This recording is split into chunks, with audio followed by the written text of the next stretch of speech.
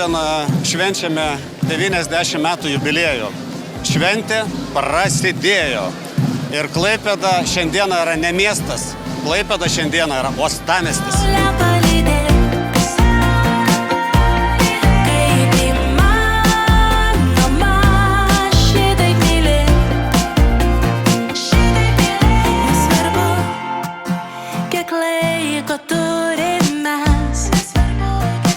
Šitą šventę būtinai turi būti surišta su uostu, kadangi ir pati istorija rodo, kad jūros šventė prasidėjo nuo uosto.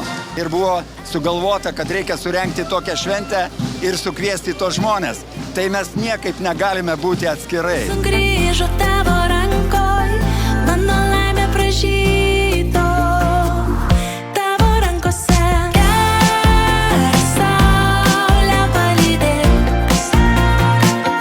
Kaip įmanoma šitaip mylėt. Tavo rankose saulė palydės.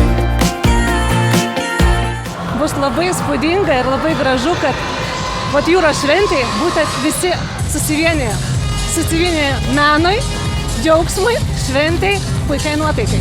Saulė vienas kitą saugom. Jūra tai stichija, kurią kiekvienas pasirenka savaip, ją įsivaizduoja savaip. Tai ir mūsų stichija, mūsų ateitis žygiuoja priekį. Saulė palydės.